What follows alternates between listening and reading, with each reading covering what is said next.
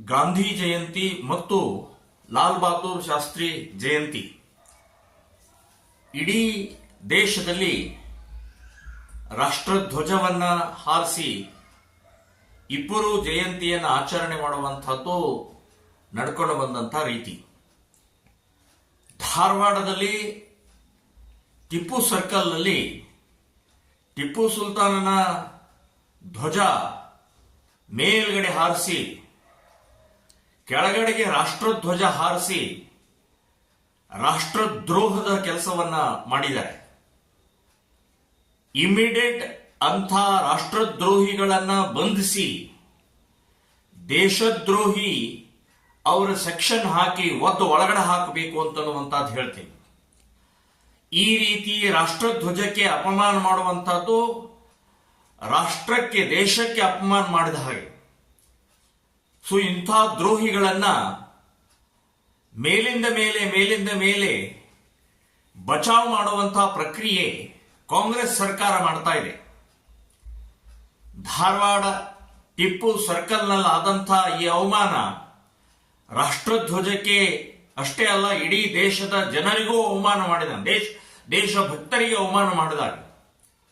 So ನಾನು police ಇಲಾಖೆಗೆ ಹೇಳ್ತಾ ಇದ್ದೀನಿ, ಇಮ್ಮಿಡಿಯೇಟ್ ಅಂಥ ದ್ರೋಹಿಗಳನ್ನ, ಅಂಥ ನೀಚರನ್ನ ಬಂಧನ ಮಾಡಬೇಕು ಅಂತನ್ನುವಂಥದ್ದು ನಾನು ಆಗ್ರಹ ಪಡಿಸ್ತಾ ಇದ್ದೀನಿ. ಇದರ ಜೊತೆಗೆ ಬೆಂಗಳೂರು ನಗರದಲ್ಲಿ ಸನ್ಮಾನ್ಯ ಮುಖ್ಯಮಂತ್ರಿಗಳ ಶೂ ಕಟ್ಟಬೇಕಾದ್ರೆ ಎಡಗೈಯಲ್ಲಿ ರಾಷ್ಟ್ರಧ್ವಜ ಹಿಡ್ಕೊಂಡು ಬಲಗೈಯಿಂದ ಅದನ್ನು ಕಟ್ತಾ ಇರುವಂತಹದ್ದು ನೋಡಿದ್ರೆ ಇವರ ದೇಶಭಕ್ತಿ ಎಂಥದ್ದು ಅಂತ ಅನ್ನೋದು ಗೊತ್ತಾಗುತ್ತೆ.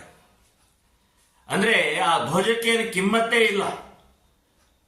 ಮುಖ್ಯಮಂತ್ರಿಗಳ ಬೂಟ್ ಕಟ್ಟಬೇಕಾದ್ರೆ ಆ ಧ್ವಜ ಅದನ್ನ ತಾಗಿಸ್ತಾ ಇದ್ದಾರೆ, ಬೂಟಿಗೆ ನೆಲಕ್ಕೆ ಎಲ್ಲ ತಾಗ್ತಾ ಇದೆ. ಇದು ಅವಮಾನ ಅಲ್ವಾ? ಮುಖ್ಯಮಂತ್ರಿಗಳನ್ನ ಗಮನಿಸ್ಲಿಲ್ವಾ? ಅಲ್ಲಿ ಪೊಲೀಸರು ಗಮನಿಸ್ಲಿಲ್ವಾ? ಸೊ ಅಲ್ಲಿ ಹಿಡ್ಕೊಂಡಂತ ವ್ಯಕ್ತಿ ಎಂಥ ದ್ರೋಹಿಯವನು. ಸೊ ಅದನ್ನೆಲ್ಲ ನೋಡ್ತಾ ಇರುವಂತಹವರು ಕೂಡ ಆ ತಪ್ಪನ್ನ ಸರಿ ಮಾಡುವಂತಹ ಪ್ರಕ್ರಿಯೆಯಲ್ಲೂ ಕೂಡ ತೊಡಗೋಲ್ಲ. ಸೊ ಈ ರೀತಿಯ ರಾಷ್ಟ್ರಭಕ್ತಿಗೆ, ರಾಷ್ಟ್ರ ಧ್ವಜಕ್ಕೆ, ರಾಷ್ಟ್ರಗೀತೆಗೆ ಯಾವುದೇ ರೀತಿಯ ಕಿಮ್ಮತ್ತಿಲ್ಲದೆ ನಡ್ಕೊಳ್ಳುವಂತಹ ಈ ಸಮಾಜದಲ್ಲಿರುವಂತಹ ಈ ಕೆಟ್ಟ ದ್ರೋಹಿಗಳನ್ನ ಕಠಿಣ ಶಿಕ್ಷೆ ಕೊಡುವಂತಹದ್ದು ನಮ್ಮ ಕಾನೂನಿನಲ್ಲೂ ಕೂಡ ಇಲ್ಲ. ಈ ರಾಷ್ಟ್ರದ್ರೋಹಿಗಳಿಗೆ ರಾಷ್ಟ್ರದ್ರೋಹದ ಕೇಸ್ ಹಾಕಿ ಅವ್ರ ಜಾಮೀನ್ ಮೇಲೆ ಮತ್ತೆ ಹೊರಗೆ ಬರ್ತಾರೆ. ಏನೇನು ಇವತ್ತಿನ ಈ ಕೋರ್ಟಿನ ಸೆಕ್ಷನ್ಗಳು ಸರಿಯಾದಂತಹ ಪಾಠ ಕಲಿಸುವಂತ ಸೆಕ್ಷನ್ಗಳೇ ಇಲ್ಲ.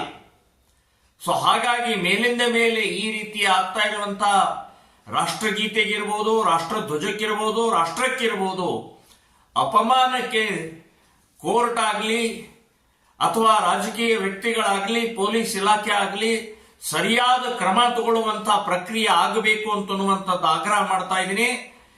ಬೆಂಗಳೂರಿನಲ್ಲಿ ಆ ಮಾನ್ಯ ಮುಖ್ಯಮಂತ್ರಿಗಳ ಶೂ ಕಟ್ಟಬೇಕಾದ್ರೆ ಯಾರೋ ಅಪಮಾನ ಮಾಡಿದಂತ ವ್ಯಕ್ತಿಗೂ ಕೂಡ ಶಿಕ್ಷೆ ಆಗಬೇಕು ಅಂತನ್ನುವಂಥದ್ದು ನಾನು ಆಗ್ರಹವನ್ನ ಮಾಡ್ತಾ ಇದ್ದೀನಿ.